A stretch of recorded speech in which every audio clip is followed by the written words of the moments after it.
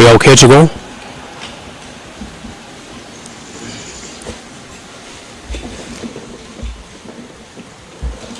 Shall we? Right. Good morning to you, members of the media, and everybody that's here present, and also those that are listening to us either following TV or radio. I will give my statement in both Chichewa and English, as has been mentioned, and then thereafter we shall have a Q&A. Let me also be quick to say that I do have my own mask to protect myself and others, but for purposes of delivering the speech, you will excuse me to take it off so that I can speak with comfort. It is today, and in this time of despair, as we all put our efforts together as a nation to fight COVID-19, I would like to engage with you on a number of issues on the coronavirus pandemic that has gripped our nation as it has many other nations. Extraordinary moments require extraordinary people or leaders to take extraordinary measures. I wish to reiterate what I have said before. I am available to assist in any capacity that the people of Malawi would want me to, and at no pay at all. Compatriots, allow me to first commend the health workers in Malawi and world over who are fearlessly standing in the front line in the fight against COVID-19. These brave men and women are risking their own lives to save ours. These people are the perfect example of what selflessness means. Indeed, as it has been said before, never has so much been owed by so many to so few. We really owe these gallant foot soldiers our gratitude. For a moment, I humbly ask you to please join me in applauding these very special people. Let's all stand up and clap our hands and sincerely thank these gallant soldiers.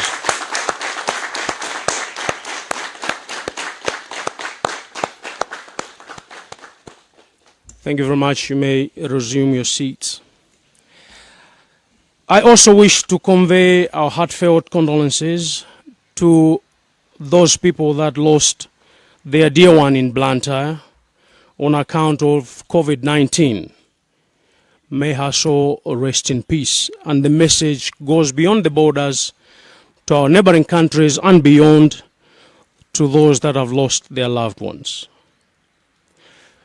Fellow countrymen, on Saturday the 4th of April, President Professor Arthur Peter Mutharika announced to the nation measures that the government has put in place as part of the national response to prevent the spread of and also mitigate the impact of COVID-19. While I commend President Professor Mutharika for the announcement he made, I asked him and government, or the ruling party, to consider the following firm measures to ensure that the lives of ordinary Malawians are protected and their livelihood cushioned from the effects of this pandemic. Number one, equip, empower, motivate, and protect our health workers. Fellow countrymen, the COVID-19 is serving as a great lesson and wake-up call to the leadership of this country to improve our public health system, which they have habitually neglected and abused for a long time.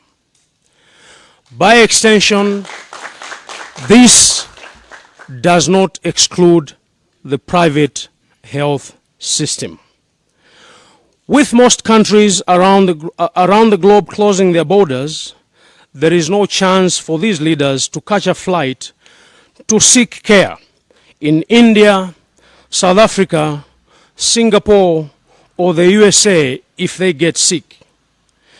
This moment in time should make these leaders get serious, start making sure that our health facilities have adequate equipment and medical supplies, as well as ensure enough and well-motivated health personnel. Talking about these is not enough. We must act, we must walk the talk.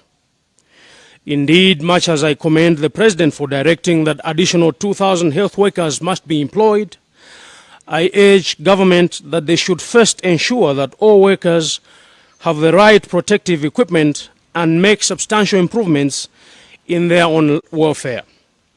It is very sad that while members of the Cabinet in the Special Task Force are collecting allowances just to make announcements on the work that our health workers on Covid-19, the health workers who are actually doing the real work and risking their lives are being paid peanuts. Some are not even being paid. This is a big shame. Even worse, their salaries are generally low, and the government owes arrears to many nurses, doctors, clinicians, and other cadre, while every day this government is overspending and abusing funds on awkward priorities like spending hundreds of millions on South African lawyers to defend the indefensible and implementing an illegal electoral calendar that has no backing of the law. Fellow Malawians, I hereby propose that the extra cash that the President committed to the Malawi Enterprise Development Fund, MEDEF, should instead be directed to the health sector for this purpose, as opposed to MEDEF,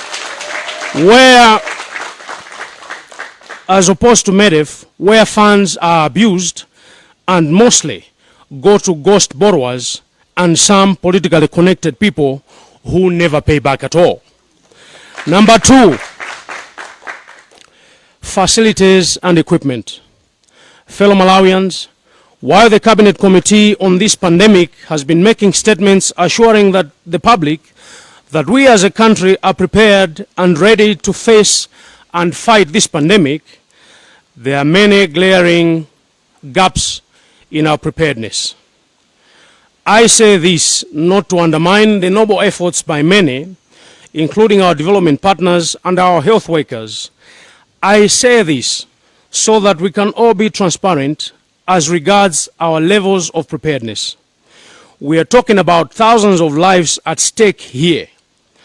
As such, we cannot afford to be hazy or dishonest where many lives are at stake. These are a few of our concerns. Number one, we have been told that some tests which were done on some suspected patients first turned out negative. Yet, when they were later tested again, they turned out positive. How reliable are these kits? Have quality assurance tests been conducted on them as is required? Why are doctors raising concerns about these kits? Or rather, why are the doctors that are raising concerns about these kits being gagged or silenced? Why are their leaders being threatened by political operatives or made to resign? Number two, it is said that we have test kits capable of testing around 20,000 people only. I repeat, 20,000. These kits were mostly donated to the country by the Chinese billionaire Mr. Jack Ma of Alibaba. The question is, how many kits has the government bought on their own? Are we saying that all the billions we set aside for this plight cannot buy these kits? How can we fight this virus if we cannot test people? The World Health Organization advice to governments is test, test, test, and test again. This government may not be serious with testing. There is not massive campaign to test people. This government may not be prepared to defend us. We cannot have 20,000 testing kits for a population of 18 million and claim to be serious about fighting coronavirus. Now that we have confirmed cases in Chikwawa and Lunzu, it means we now have a real risk of community transmission. We must change our testing protocols and expand tracing and testing of community contacts. Number 3, further, we only have 3 testing centers, 2 in Blantyre and 1 in Lilongwe as I speak. The truth is that we need more testing centers, another one in Mzuzu to cater for our brothers and sisters in the north, and another one in Mangochi to cater for our brothers and sisters in the eastern region. There are many people there too who are arriving from places where this virus is rife. These people need our protection and our help. We can't abandon them.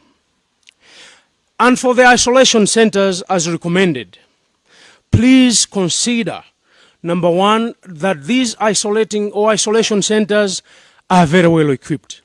Number 2, if we don't have them as per requirement, in as far as the actual numbers of centers are concerned, I would like to make the following proposition. Please consider designating the idle state lodges as facilities for such. Here, I am talking about Zomba State Lodge. I am talking about Moody Residence. I am talking about Area 12 Residence. I'm talking about Mzuzu State Lodge, and I'm also talking about Ntuntama Residence. Number 4, the communication to Malawians on who they should call when they are suspecting of being positive has not been effective and strategic. Our offer to assist Malawians could have been rejected in the past. Government ministers have been on the forefront attacking us of politicizing this virus. The truth remains that most Malawians still do not know which numbers to call. The numbers that have been given are not working.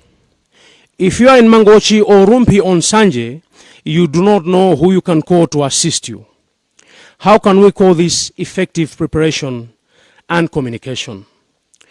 Do not monopolize dissemination of information to Malawians. There is no political mileage to be had over matters of life and death. It is immoral to even attempt to do that. What is important is that Malawians should get the right messages. Whoever says it is immaterial. Number 5, while the ministers are making these briefings to Malawians, they are not telling us that there aren't enough equipment in the hospitals and designated isolation centers for treatment of COVID-19 patients. We do not even have enough ventilators to treat even 100, I repeat, even 100 COVID-19 patients. I can count the number of ventilators on my hands, and perhaps to add my toes. What if 1,000 get sick, as we have seen elsewhere? We do not have enough ICU beds, ICU meaning intensive care unit beds, for treating seriously ill COVID-19 patients. I am reliably told that we only have 20 ICU beds. That is 1 bed for 1 million Malawians. Is this what we call being well prepared? Remember that these beds are also being used by people with other illnesses apart from COVID-19. Let us be honest with ourselves.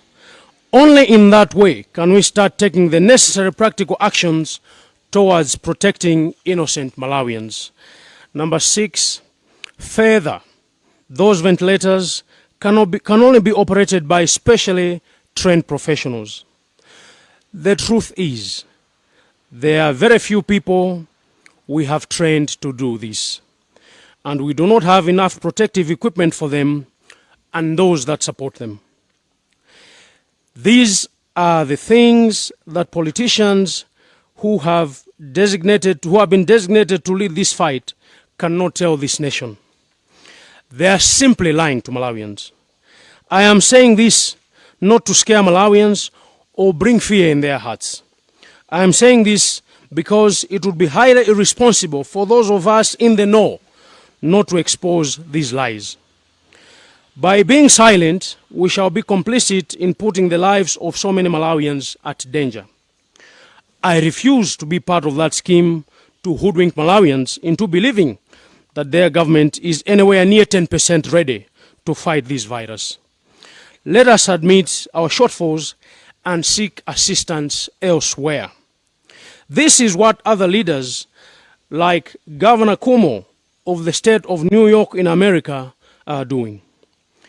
He is pleading for help every day. He is doing so because he admits the shortfalls. It is not a sign of weakness to admit, it is a sign of responsible leadership. Number 7, on political leadership in the Ministry of Health and Population, I do not want to say much as this may be misconstrued as a personal attack. But allow me to ask President Mutharika this question. Does he know that while all ministers of health in the world were either fighting coronavirus or preparing for it, his own Minister of Health, instead of rallying troops and marshalling state resources to fight this pandemic, was busy campaigning to be the president of the Malawi Olympic Committee as late as a few weeks ago? Mr. President, do you think this person understands the enormity of the task of protecting millions of your own people? Is this the time to be doing petty sports politics? Does he have that luxury? In the same vein, one would be asking exactly what and why did the other minister donate to China, the largest global manufacturer of medical equipment and drugs?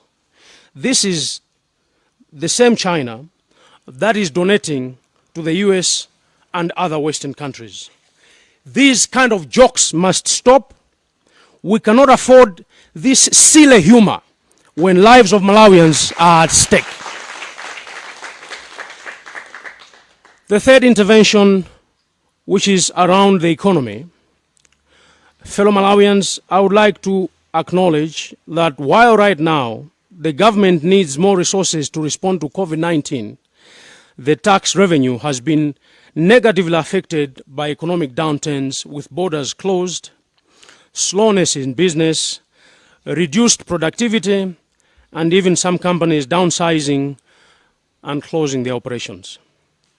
I commend the decision by the Monetary Policy Committee of the Reserve Bank of Malawi for releasing a further 12 billion Malawi kwacha through the commercial banks to support the private sector, whose businesses have been hit by the effects of this pandemic. I hope that the central bank is going to do more now, especially that they have reported a profit after tax of a whopping 57 billion Malawi kwacha. We need serious decisions and interventions to resolve the crisis. While the stimulus package by the Reserve Bank of Malawi will help sustain businesses, I believe the government should equally do more in relieving economic pressure on ordinary Malawians and should consider taking the following temporary measures over the next 3 to 6 months. A, to remove VAT and surtax on all medical equipment and hygiene items such as soap and hand sanitizers to enable more people afford to practice regular hand washing with soap as well as use of hand sanitizers, which are paramount preventive behaviors promoted by these health experts. B, government should reduce pay as you earn for middle earners and low earners As a matter of fact, for those in the bracket up to 100,000 kwacha, please consider scrapping it off for the next 3 to 6 months. C, the government should reduce corporate tax from 30 to 20% to help businesses sustain their operations as well as prevent job losses due to reduced productivity. D, government should suspend turnover tax for small and medium enterprise for the next 3 to 6 months. And E, the Reserve Bank of Malawi should offer further stimulus package to existing commercial banks and SMEs to ensure that the purpose really benefits those that will be hard hit by the inactivity and slowdown of businesses during this coronavirus crisis. Further to the above, let's make sure that as people work from home, there must be power. Power magetsi. People will not work from home in the dark or with blackouts.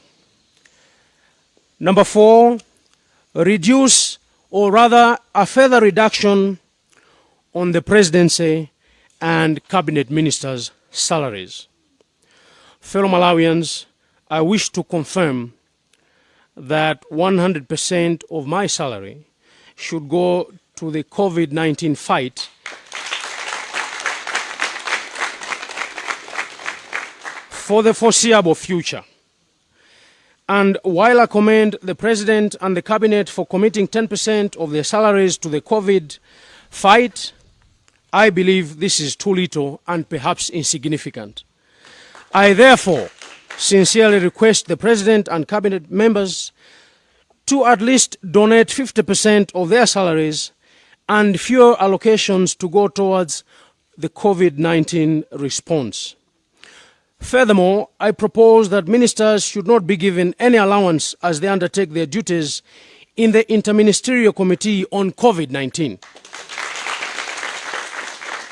No one should look at this disaster as an opportunity for making money, or as is the famous Chichewa saying, kudzibe pesa.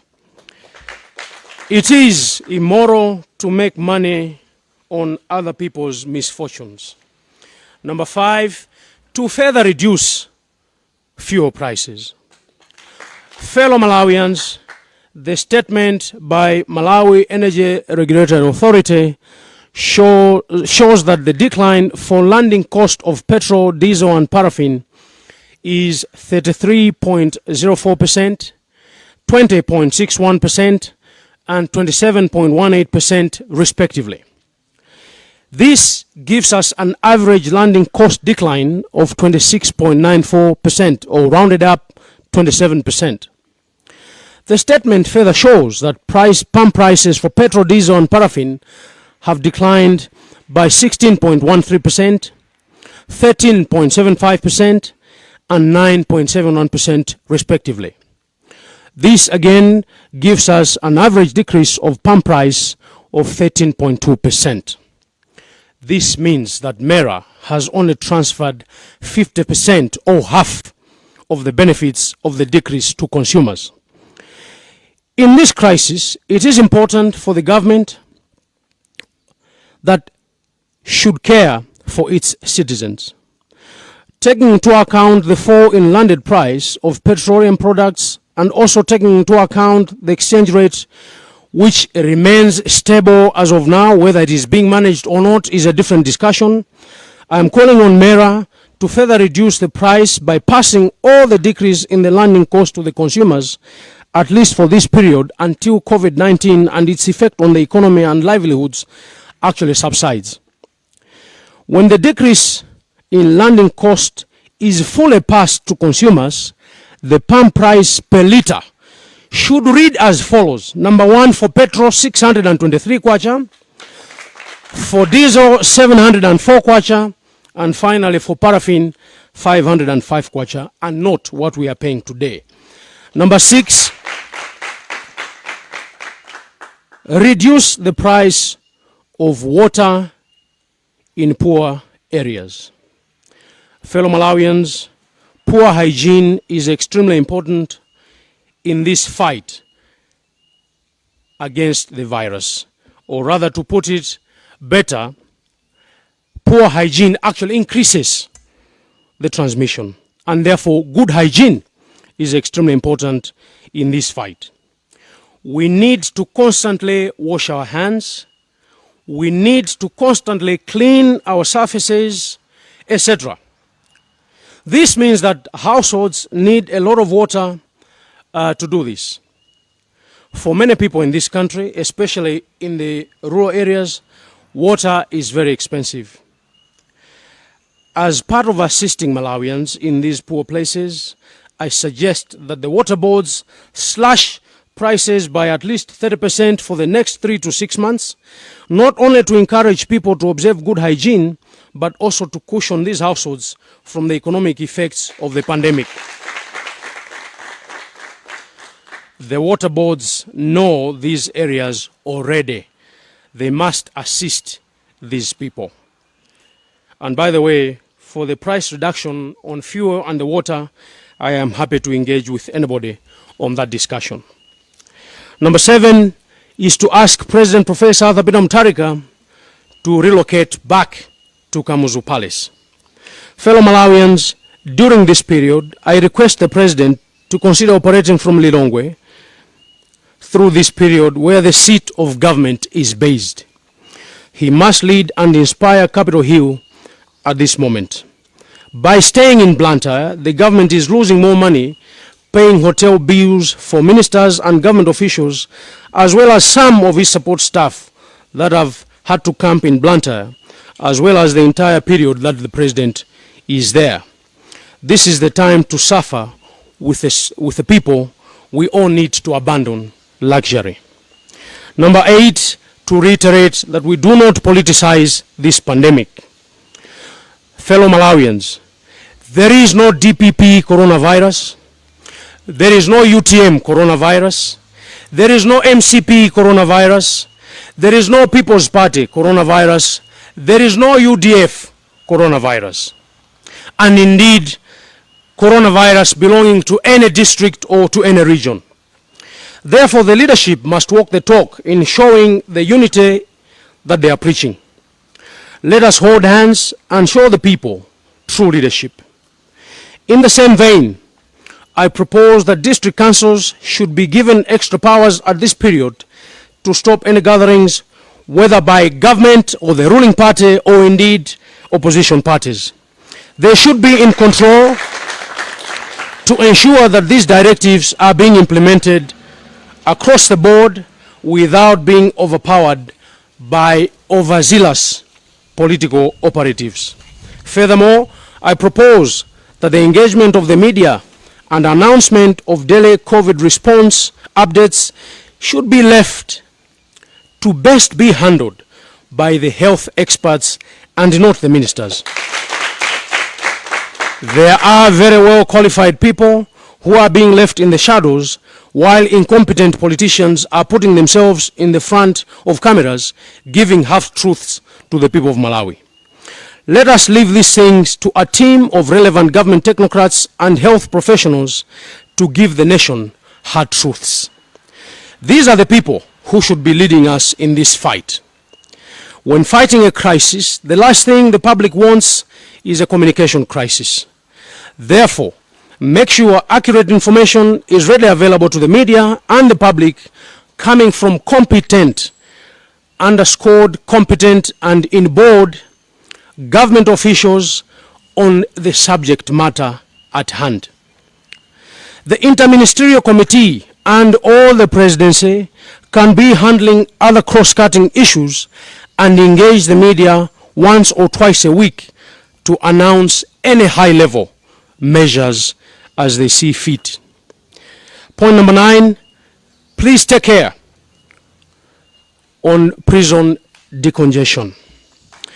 I would like to appeal to the prison authorities and officials in the Ministry of Home Affairs not to bring corruption in the release of prisoners. We do not want to see hardcore prisoners being released because relatives of theirs have paid money to some officials. Number 10, transparency and accountability in handling of funds.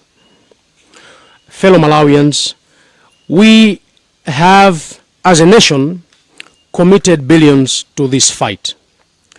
Our development partners like the IMF have come in to assist too.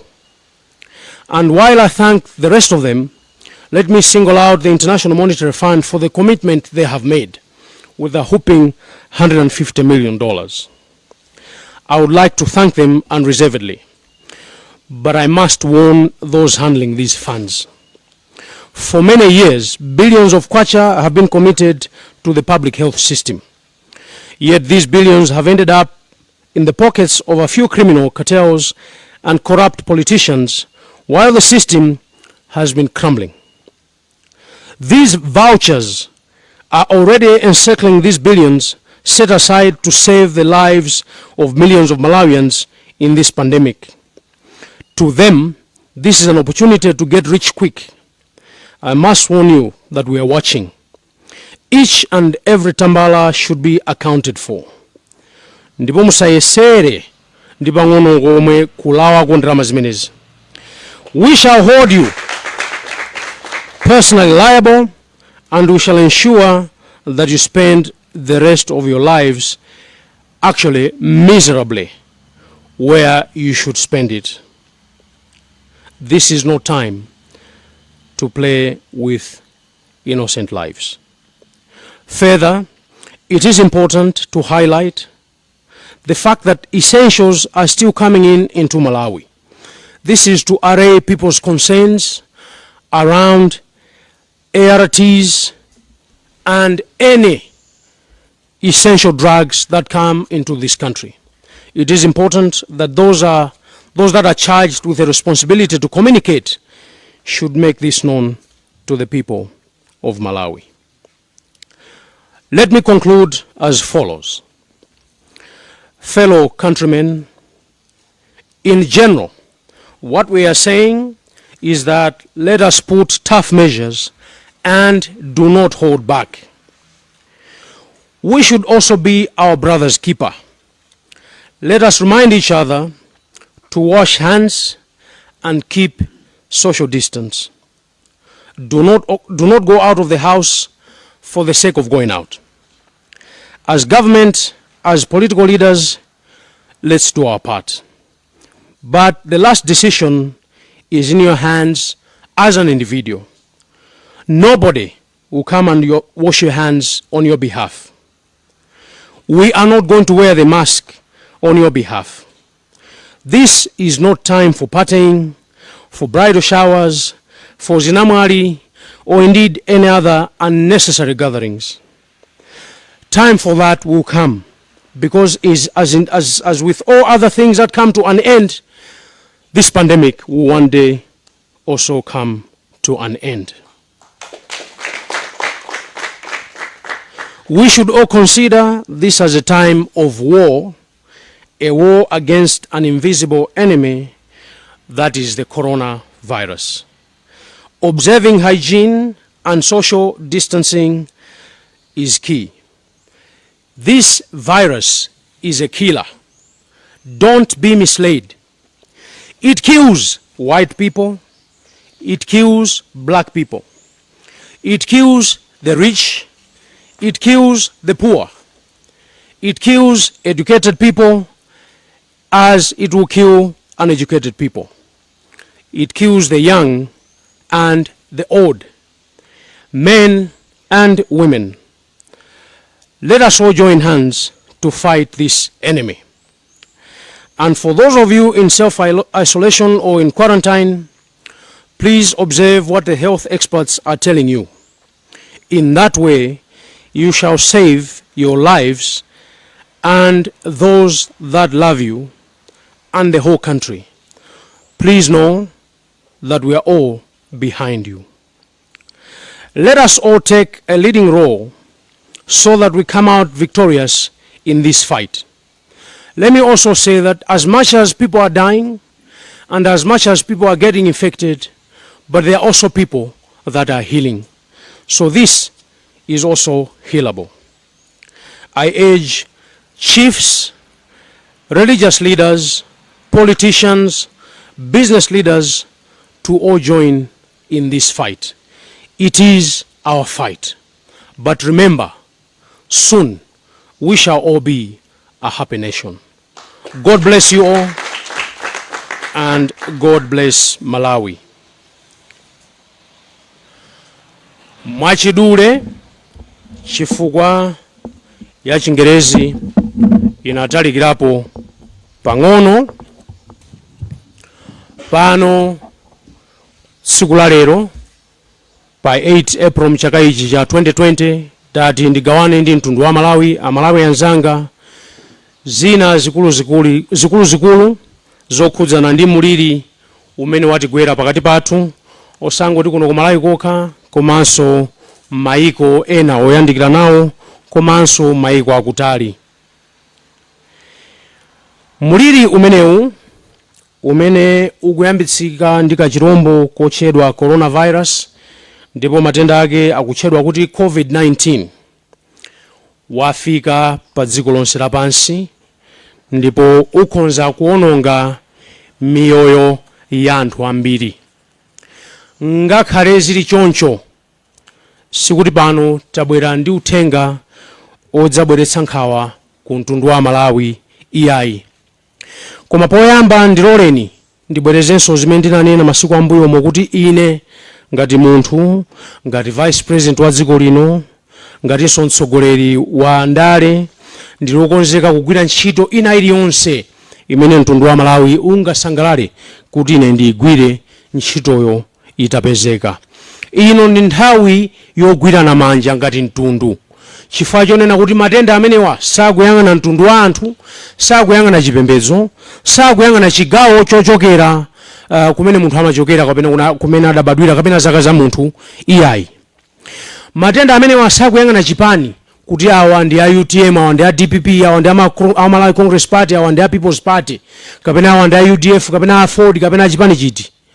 Matenda awa akukhudza kapena akhonza kukhudza munthu wina aliyense kuno ku Malawi. Pachifukwa ichi ndimafuna kuti mwapaderadera tiyamikire anzathu ogwira ntchito za umoyo mdziko lathu la Malawi komanso maiko ena. Chifukwa poyamba chakudzipereka kwawo kugwira ntchito pa chichewa chotheka kwabwino amanena kuti kugwira ntchito kwa toto moyo. Pamene akuyika ngakhale miyoyo yawo yomwe pachiswe. Ndimafuna ndikupempheni kuti mwapaderadera titayimirira taombera m'manja anzathu amenewa, ife amene tili pano komanso amene tikumvera uthenga kumene tikumverako, taombere m'manja azinzathu ogwira ntchito ya chipatala. Chifukwa iwo sakuyang'ana za iwo okha koma za mtundu wonse wa Malawi zikomo tikonza kukhalanso pansi. Tikudziwa bwino lomwe kuti mtsogoleri wa dziko lino President Professor Arthur Peter Mutharika masiku apitawo anakhazikitsa ndondomeko zimene zikonza kugwiritsidwa ntchito poyambirira, popewa komanso pachiwiri polimbana ndi matenda amenewa. Pamene ndikuyamikira President wa dziko lino chifukwa cha mfundo zimenezo, ndionjezerepo nanenso mfundo zimene ndimafuna kuti akamakhala kumeneko azigwiritse ntchito, aziunikire azigwiritse ntchito chifukwa ndi mfundo zoti zitithandiza kuti muliri umenewu usawononge miyoyo ya anthu. Mwapadera tiyapepese anzathu amene ataya okondeka wawo ku Blantyre kuti mzimu wa m'bale wathuyo uwuse mumtendere. Matenda amenewa ndi phunziro lapadera ku mtundu wa dziko lonse lapansi, ku mtundu wa anthu, kuti mwina zina zimene timangozitenga kuti ndi mmene zimayenera kukhalira koma mwina sizimayenera kukhala choncho. Lero tikuona kuti matendawa apangitsa kuti ngakhale maboda malire a dziko ndi maiko ena mmene timadutsamo atsekedwe. Zikutanthauza kuti ngakhale atsogoleri amene amati akadwala ndi mutu weniweniwu amathamangira maiko akunja, lero sangathe kupita maiko amenewo. Ngati kuli kudwala ndiye kuti ngati kuli kuno ku Malawi tonsefe tidwalira momuno komanso tichitira Malawi momuno. pachifukwa ichi ndizofunika kuti ntchito za umoyo tiziwunikenso osangoti munyengo yokha ino imene tikudutsamo, komanso kutsogolo kuno kupangira kuti zoterezi zikatigwera zidzitipeza tili Amalawi okonzekera, tili mtundu okonzekera, angakhale kuti matenda simungakonzekere komabe zipangizo zimayenera kuti zizikhalapo. Mopitirira kwayamikira a President Peter Mutharika kuti adalamula kuti anthu okwanira 2000 alembedwe ntchito zachipatala. Ndikofunikanso kuti poyamba tionetsetse kuti amene akugwira ntchito ndi pano, chifukwa ngakhale 2000 angalembedwe koma amene akugwira ntchito panowo ngati alibe zipangizo zowayenereza kugwira ntchito, kaya ndi mauniform kaya ndi zida mzipatalamo, palibe chifukwa chomwe kaonjezera chiwerengero cha anthu ogwira ntchito pamene alipo tikukanika kuwapatsa zipangizo zoti agwirire ntchito. Pachifukwa ichi zipangizo zikhalepo, malipiro alipidwe, maalawansi awo alipidwe. Chonde sitikufuna ma arrears, tikufuna kuti anthu amene akugwira ntchito imeneyo yoyika moyo wawo pachiswe alipidwe lero osati mawa. Sitikufunanso tidzakhale ndi mpungwepungwe kapena anthu kuopseza kuchita zionetsero, ufuna kupanga zionetsero chifukwa chonena kuti malipidwe awo sanapatsidwe. Ndizomvetsanso chisoni kuti angakhale nduna zina padakali pano zikulandira ma allowance zikamakhala ma meeting okamba nkhani zimenezi za muliri umenewu. Tadzigundani pa mtima, mutadzifunsa kuti nzoyenera kuti pamene anthu ena akuvutika ine ndidzilandira ma allowance. Ma allowance mudzalandira kutsogoloko, koma nthawi ino tatiyeni titazisiya. Ndimafuna ndipemphe a president mwapadera kuti ndalama zonjezera zimene amafuna kupereka ku bungwe la MEDEF inde nzofuna kuthandizira kuti anthu apange ma business, koma yekha amene ali moyo komanso yekha amene ali wa moyo wathanzi ndi amene angathe kupanga business. Pachifukwa ichi ndalama zonjezerazo zigwire ntchito yothandizira anthu amene akugwira ntchito zoteteza miyoyo ya azibale athu mzipatalamu. Pokhapo ndi pamene ndi business yomwe tingayiyamikire kuti business ikuyenda bwino. Pa ntchito zopititsa chuma patsogolo tiyayamikira anzathu aku Reserve Bank kuti anayikapo ndondomeko zopereka ndalama ku mabanki kuti nawonso mabankiwo atha kumakongoza ma business ena kumalawi kuno amene akuona kuti ma business awo akutsimphina, kuti potero anthu asataye ntchito mwayi wa ntchito. Ntchito zikuvuta kale kupeza kumalawi kuno, koma chifukwa cha chiganizo chimenechi tayamikire. Koma koposaposa timawerenga ma newspaper kuti a Reserve Bank apanga phindu pa Chingerezi tikuti profit lokwanira 57 billion kwacha. Ndalamazo nzambiri, ndipo timatiti kupempheni ku Reserve Bank kuti kudziwa kuti mene tikulankhula mukumvera, mumamvera zonena zathu. Ndalama zimenezo mutapeponso zina mupereke kuti anthu akongole atukulire ma business yawo. Koposaposa pa 57 billion kwacha ameneyo mutathandiziranso kugula sopo waulere, timagawa sopo m'midzimu, tikhoza kunena kuti 57 billion kwacha amene anapeza Reserve Bank inagwira ntchito yabwino, osapereka kwa anthu andale koma tikapereke ku mtundu wa Malawi. Banki imeneyo Reserve Bank of Malawi ndi banki ya Malawi. Koma monjezerapo timafunanso kuti misonkho yakuti anachotsapo duty ndi zina zofunikira, koma misonkho imene timalipira pa sopo tichotseretu. Mwinanso koposaposa titayikapo subsidy pa sopopo, chifukwa ngati tikuti kusamba m'manja ndi kutsuka zinthu kukhonza kuthandiza kulewa matenda amene wakulewa muliri umenewo, ndiye kuti sopoyo akuyenera kukhala otsika mtengo. Tawunikirani kumeneko mukafuna ndondomeko zina mutipeza kuti tikuthandizeni pa maganizo amenewa. Komanso msonkho umene amapereka anthu ogwira ntchito pa Chingereza kuti pay as you earn, umenewo ku miyezi 3 kapena miyezi 6 kupita kutsogoloku, tachotsani kwa anthu amenewo kuti kandalama kamene kakupita ku msonkhoku agwiritse ntchito pomadzigulira sopo ndipo madzithandiza kukhala anthu aukhondo kuti miyoyo yawo itetezedwe.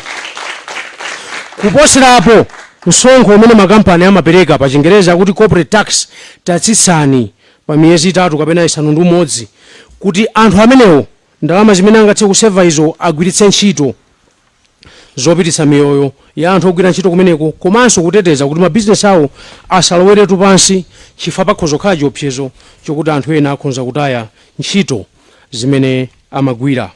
Komanso fundo ina kuti boma lichotse msonkho umene mabizinesi ang'onoang'ono amapereka pa Chingereza akuti turnover tax, ndi kuti pa phindu limene mabizinesi ang'onoang'ono amapereka pali msonkho, tayamba nimawuyika msonkho umene upite ku holiday, kuti anthu amabizinesi ang'onoang'ono aonenso kuti mabizinesi awo asalowe pansi, aphuphe ndithu pa nyengo yovuta ngati imeneyi. Tikutero kuti a president ngakhale nduna adalengeza kuti achotserapo malipiro awo ndi 10%. Taonjezerani 10% yo yachepa, tikadaonjezerani ifika ndithu pa 50%, kuti munyengo iyo wawa timvere limodzi kwawa anthu anzathu amene akudwala nawonso kapena amene ali pa chiopsezo tiafikire ndi kuwathandiza. Komanso mtengo wa mafuta adalengeza masiku ambuyo mukuti atsitsa mtengo wa mafuta. Chonde tatsitsanibe mtengowo. Timafuna mafuta ngati petro mwina atafika pa 600 kwacha, parafini pa 700, kapena parafini pepani diesel pa 700, ndipo parafini pa 500 kwacha. Izi nzotheka ndithu, masamu ake taapanga, osati pano iyayi chifukwa choti pali zina ndi zina zolowa mmenemo, tikamayika mtengo zolowazo timakhala kuti taziunikira kale. Apa tisakhalenso kuti tikuyambiranso nkhani yathu ija ya price stabilization fund, chifukwa imeneyo ndalama zake kumene zidapita mukudziwa ndinu, ndiye ngati mufuna kubwenzeretsa zimenezo nthawi yake yopanga zimenezo si nthawi ino, tizazione masiku akubwerawa.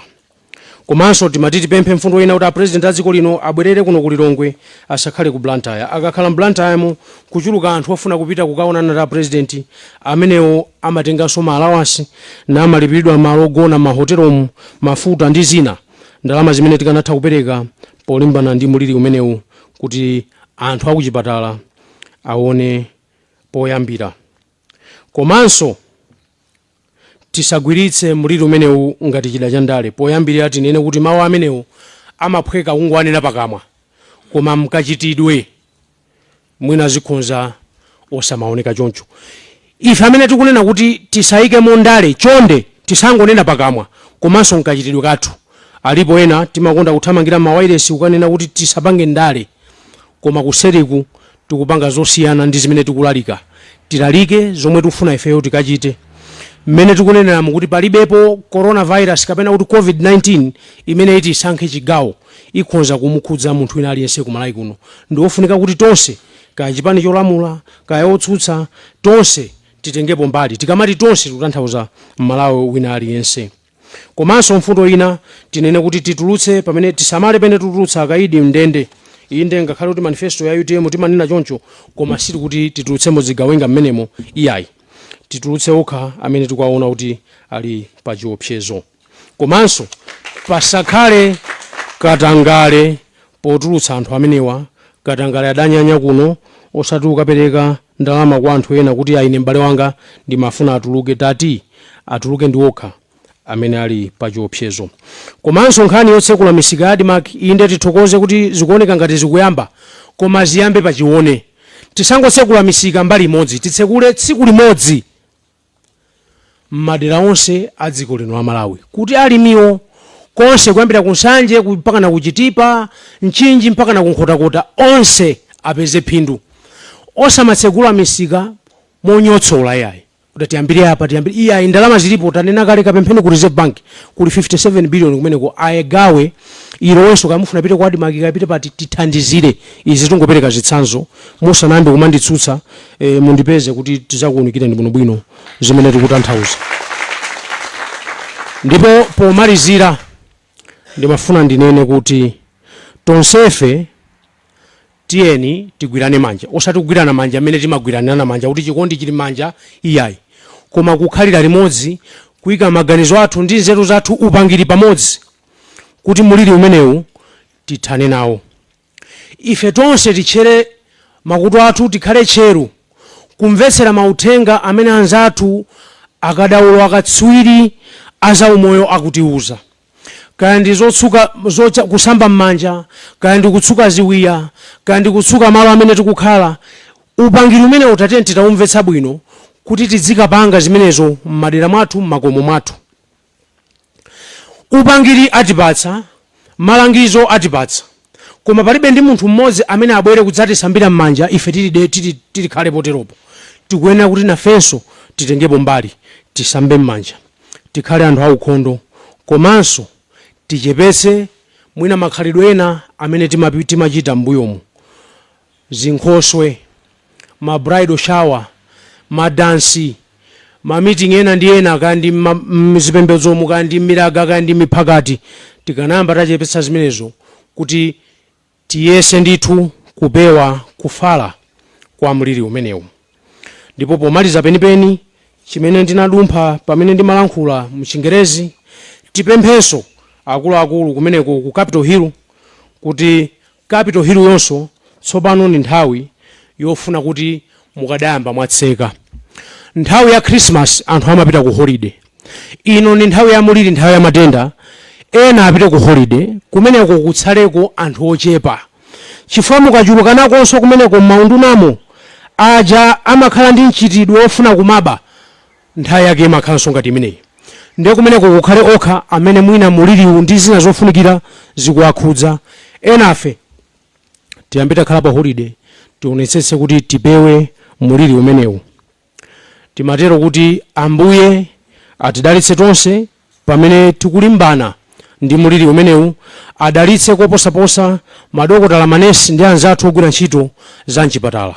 Awakhudzenso iwo amene akudwala pamene tikulankhula pano kuti awachize.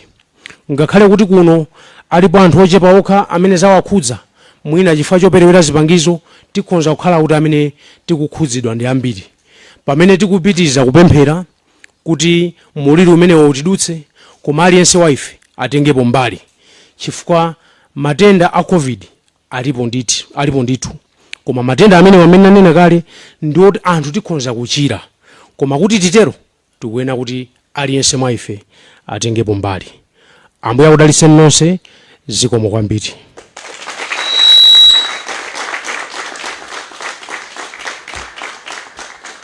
We now can proceed with the questions and answers.